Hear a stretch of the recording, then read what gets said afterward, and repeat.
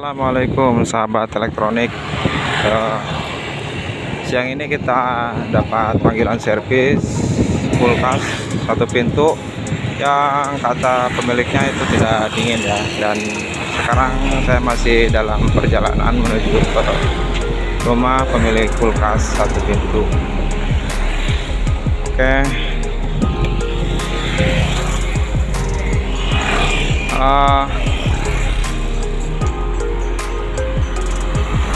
Banyak motor ya. Oke, kita belok di sini.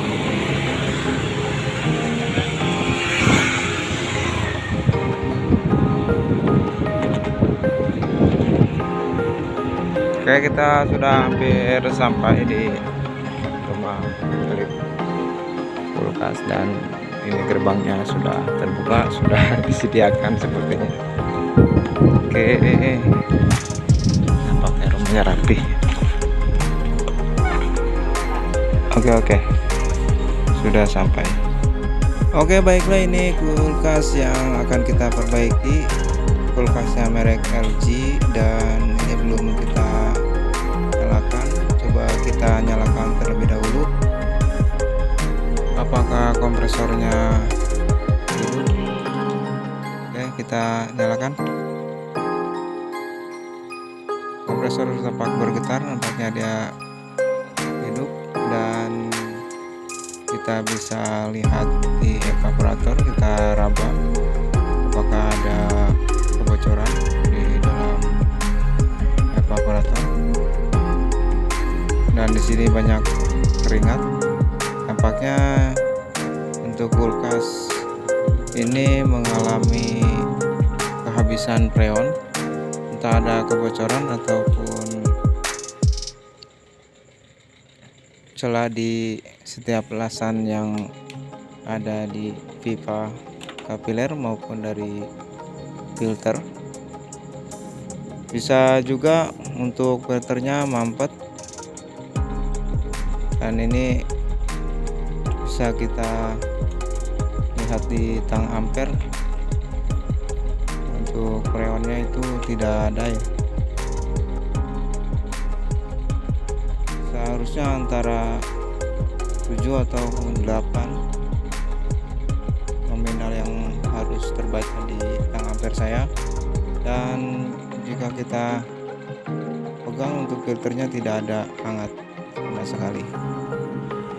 Dan oke, sekarang kita langsung eksekusi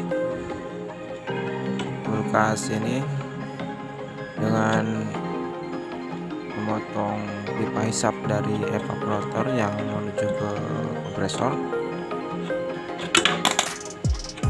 Di sini kita akan kasih ventil dan kita akan hubungkan ke manifold, lalu kita akan menekannya dengan tekanan 300 PSI. Namun jika kurang kita tambahkan menjadi 400 PSI. Oke, ini sudah hampir selesai pemotongan. Setelah ini terpotong, nanti kita akan coba tahan pipa hisap ini sampai kita tidak kuat untuk menahannya, lalu kita buka. Siapa tahu ada oli yang terjebak di dalam evaporator, karena untuk kasus kerusakan kulkas seperti ini biasanya itu mampet akibat tersumbat di pipa kapiler ataupun dari filter dryer. Oke, ternyata tidak ada oli yang terjebak di sini. Ya, nampak baik-baik saja. Ini pipa hisap dari evaporator yang menuju ke kompresor. Kita kasih pipa dengan melasnya dan juga ventil di ujungnya, lalu kita sambungkan ke manifold, dan kita di sini bisa melihat apakah ada kebocoran yang terjadi di dalam evaporator dan juga kondensor. Saya yakin jika ini turun pasti ada kebocoran di kondensor. Namun di sini masih belum ada tanda-tanda turun, sepertinya ini tampak masih normal, untuk kebocoran tidak ada. Dan nanti kita akan pasang ventil terlebih dahulu di sini. Untuk filter dryer kita akan ganti saja dengan yang baru, takut ini tersumbat. Oke, ternyata dia masih tetap dalam posisinya, masih di 350 PSI. Oke, kita lanjut ke video yang berikutnya. Oke, ini sekali lagi saya tekan dengan 400 PSI. Yang tadi kita tekan 350 PSI, masih tetap tidak ada kebocoran. Dan di sini di angka 400 PSI dia masih tetap tidak ada kebocoran. Sepertinya ada kebocoran halus di area las-lasan di sini. Dan ini sudah lama sekali. Untuk pipa pengisian dari kompresor sudah saya las dan tinggal kita eksekusi untuk pergantian filter saja dan juga isi freon. Dan ini saya pastikan tidak ada kebocoran sedikit pun dari evap maupun dari kondensor. Oke, kita lanjut untuk membeli filter yang baru. Ini filter yang baru.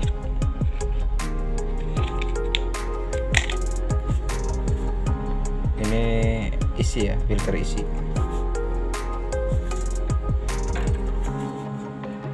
Jadi kita belum las di sini. Nanti kita masukkan pipa kapiler yang menuju evaporator dan juga pipa untuk pemvakuman. Intinya kita akan vakum body, menggunakan vakum body saja. Oke, kita lanjut. Dan ini sudah kita las, ini untuk vakum dan ini yang menuju ke kondensor dan ini yang menuju ke evaporator. Dan ini adalah pipa hisap yang belum kita senggol. Dan oke, di sini kita masuk ke tahap pemvakuman, yaitu vakum body. Dimana di sini jangan harus ada gelembung, sedikit pun jangan. Jika masih ada terjadi gelembung yang keluar, itu artinya ada kebocoran halus di bagian sambungan-sambungan maupun dari lasan, atau bisa juga dari kondensor, juga bisa dari evaporator. Dan di sini kita sediakan metil taujon agar bisa terlihat gelembungnya di sini. Dan seperti ini proses pemvakuman body, dimana vakum body ini tujuannya agar udara yang ada di dalam bisa keluar dan freon bisa masuk dengan sempurna. Oke, kita tunggu beberapa menit ke depan sampai gelembungnya tidak keluar. Oke, ini sudah beberapa menit ke depan ya, dan ini kita lihat kembali gelembungnya. Dan di sini tampaknya gelembungnya sudah tidak ada ya. Nah, itu ada, masih ada sedikit, dan kita akan tunggu sampai benar-benar dia tidak keluar gelembung.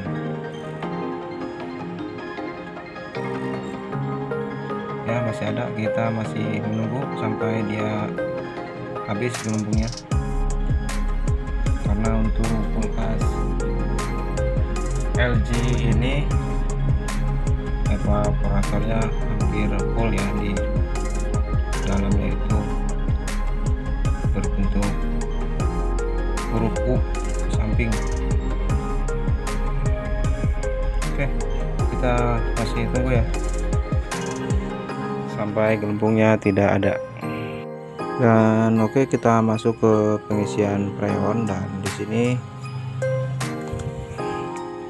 di manifold kita sudah menunjukkan angka 20 psi, dan untuk filter dryer sudah mulai hangat, dan untuk pipa tekan sangat panas. Dan untuk LG kondensornya banyak di sini di belakang karena ini sangat panas sekali. Dan coba kita lihat ke depan, yaitu di dalam evaporator. Oke, di sini sudah terjadi proses pendinginan.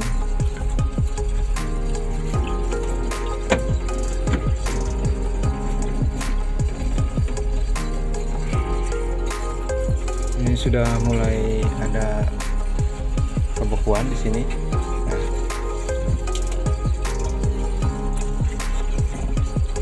jika terlihat ini banyak suhu dingin yang mulai menyebar.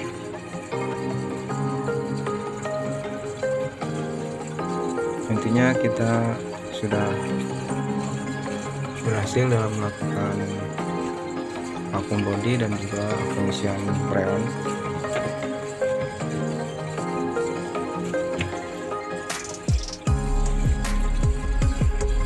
Oke, ini sudah beku. Tinggal kita menunggu apakah freonnya terlalu banyak atau masih kurang. Dan oke, kulkas sudah kita kembalikan ke tempat semula, dan di sini untuk evaporatornya sudah mulai membeku. Ternyata kerusakan kulkas bukan hanya bocor, namun mampet juga bisa terjadi. Jadi setelah pergantian filter dryer dan juga kita flashing ulang, lalu kulkas pun sudah bisa digunakan kembali. Dan sekian perbaikan kali ini. Wassalamualaikum warahmatullahi wabarakatuh.